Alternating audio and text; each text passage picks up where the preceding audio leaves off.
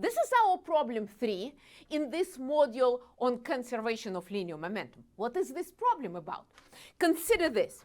I have this small ball with given mass m ball, which is 0.3 kilograms. It is attached to a string, and the length of the string is 0.5 meters. 0.5 meters.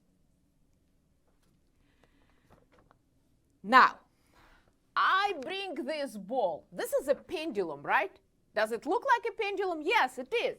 So I bring this ball up to angle theta naught, and theta naught is 45 degrees.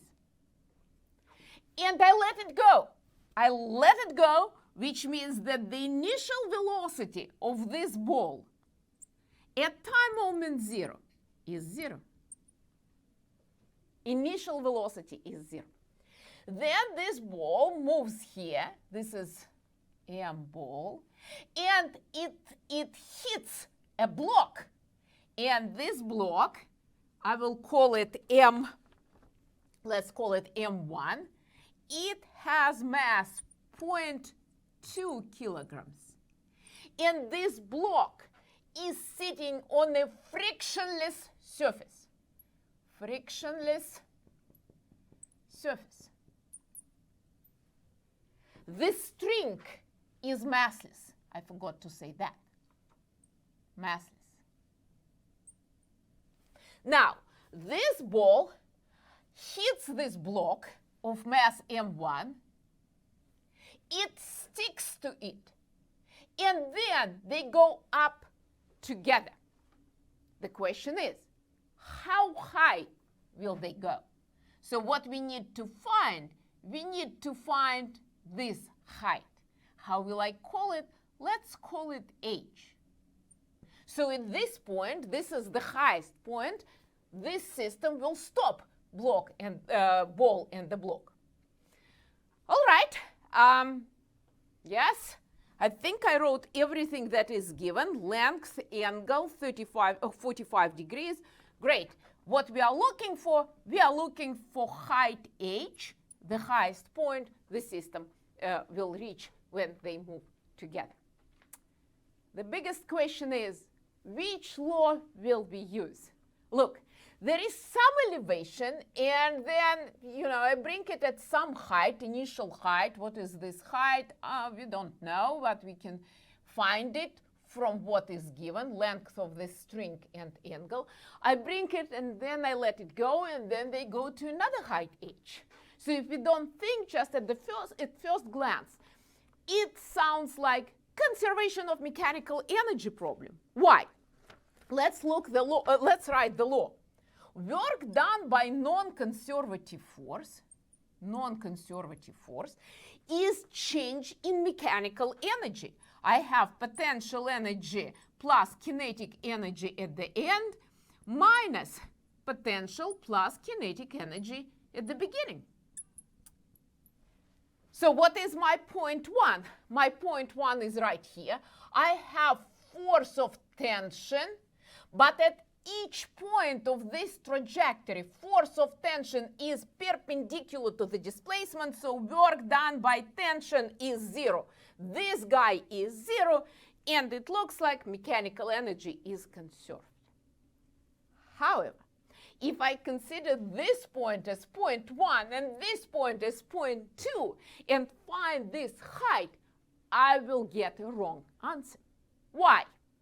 Let's think about it one more time. So when this ball hits this block, there is friction between them. So this will not work. There is friction, non-conservative force. Mechanical energy will be lost in this collision. What to do now? We need to split this problem into several problems. Problem 1 that we will solve. Let's consider this point as point 1. Let me think which color to use. I think I will use blue. This point will be point 1. And point right before the collision will be point 2. If I consider this point 2 right before the collision, then what do I have? Work done by tension is 0 and mechanical energy is conserved.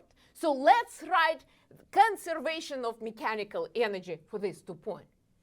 At point 1, I have non-zero potential energy U1. What will be U1? U1, can you see my blue well? U1 is equal to m ball g y. But what is y? Height, y, or h with my notations. I need to express it in terms of what is given. What is h? H is this distance above the floor. So how to express it in terms of L and theta naught? I will draw a line perpendicular to the vertical. This is 90 degrees. Now, I know what is this length. This is length of the string, which is L. And I will calculate this leg of this triangle, which will be, what is this one? L is the whole length, and this leg of this triangle is hypotenuse L times cosine of adjacent angle, cosine theta naught. So what is my h now?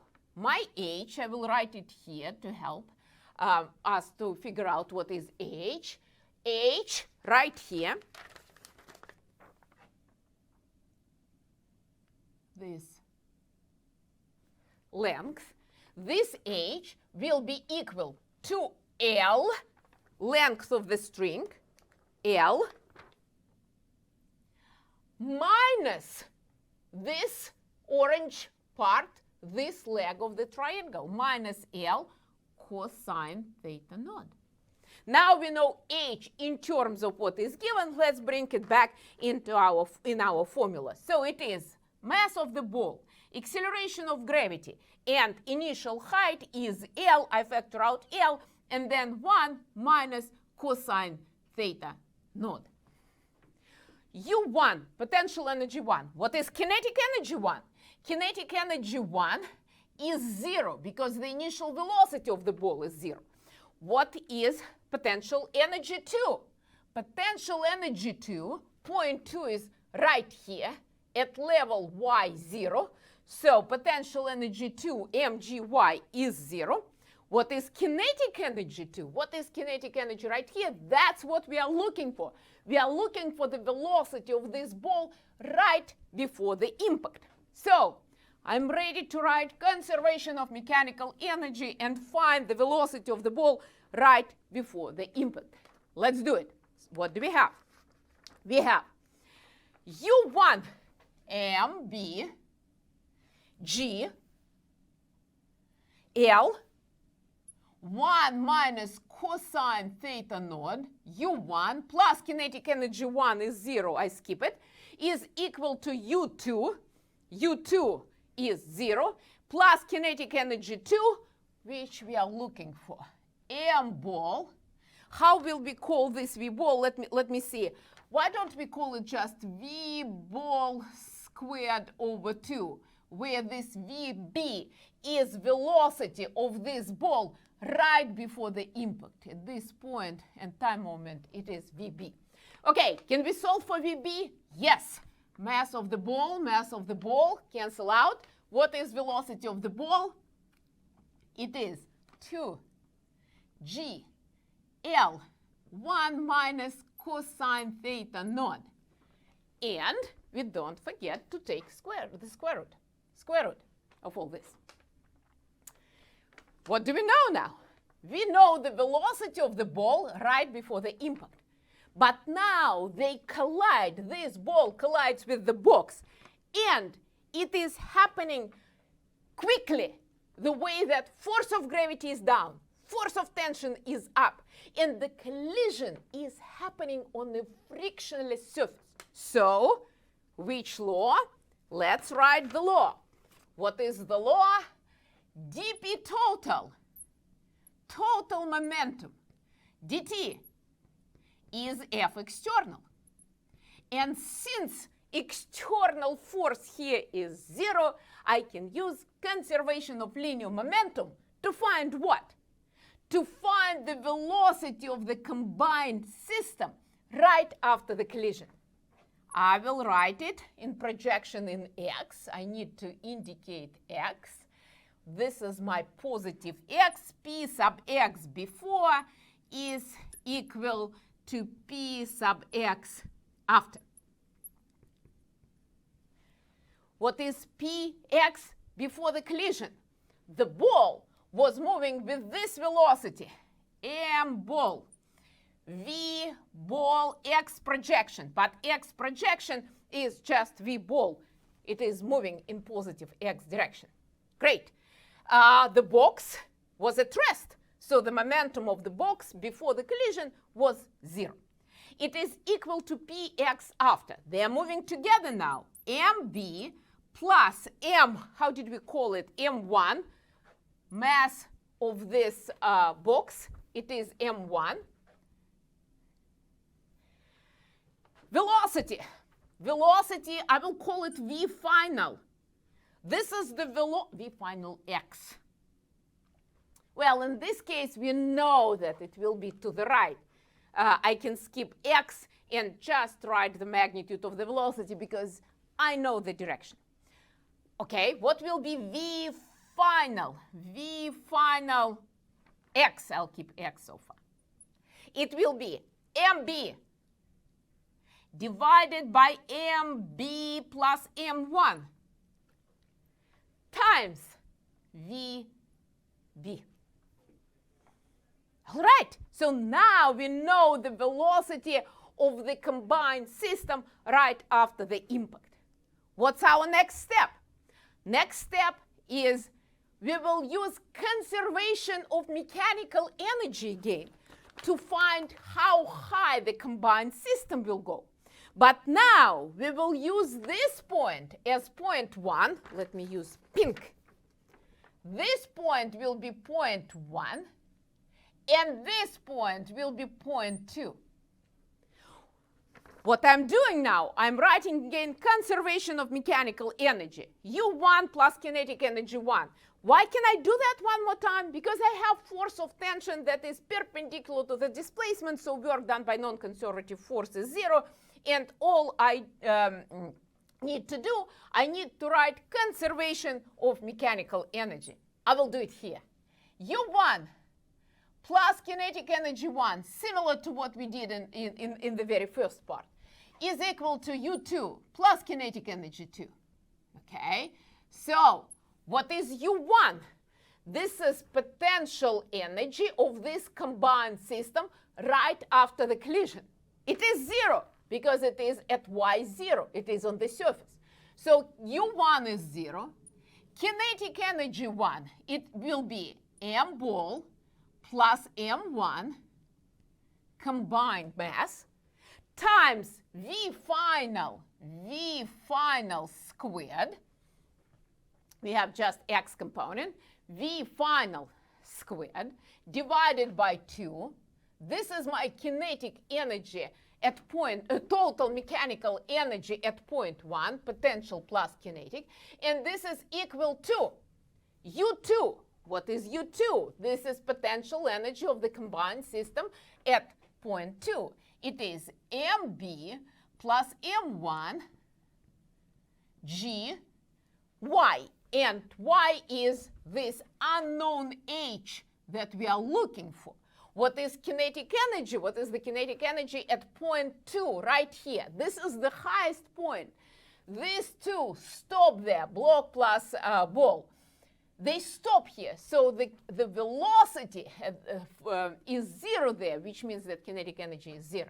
All right, can we solve for h? Let's do it. So first of all, I will simplify this expression. This cancel out. What will be h that we are looking for? H. H is equal to v final squared over 2g. Is dimension right, by the way? We have not checked dimension for a while, so let's check the dimension. What is the dimension for velocity? It is, we have in numerator, meters squared per second squared. What do we have here? G is meters per second squared. Second squared, meters squared, meters. Oh, look at this. We have meters, so at least in terms of dimension, we did it correctly. Now, what is V final squared? I need to have my answer with unknown on the left and known variables on the right. So this is here dimension is also right because this is dimensionless coefficient and velocity on the left, velocity on the right. Let's do it. So what do we have? We have V final squared, which is mb over mb plus m1. This is squared, this is squared. I'm still writing V final, VB squared. Okay, so that was V final squared divided by 2g, But I need now to bring VB here. This is VB. Let's bring it to our expression to get the final answer.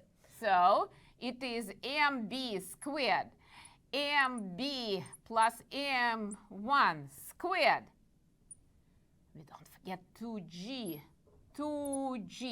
And now VB squared. Here we go.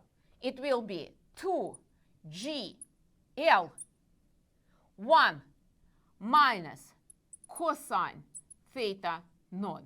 This is VB squared. G and G cancel out. 2 and 2 cancel out. What is our final answer for H? H is equal to MB squared. MB plus M1 squared. This is dimensionless coefficient. We are doing great. Then there is L. And then there is 1 minus cosine theta naught.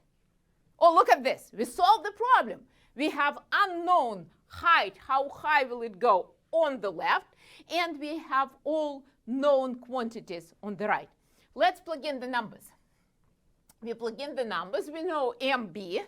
It is 0.3 kilograms squared divided by MB 0.3 plus M1. What is M1? 0.2 kilograms. Kilograms squared. This is this number. And now L. What is L? L is 0.5 meters. This is L. And then I have 1 minus cosine 45. And if I calculate this number, what will I get? I will get my final height as 0.05 meters or 5 centimeters. So we did it. This is 5 centimeters with our numbers. What was the initial elevation? What was this h, little h? It is L, 1 minus cosine theta naught. And if I calculate this number, what will I get? I will get approximately 15 centimeters. So it's definitely not up to scale. So initial height with our numbers was 15 centimeters, and the final height was 5 centimeters. We solved the problem. We found h.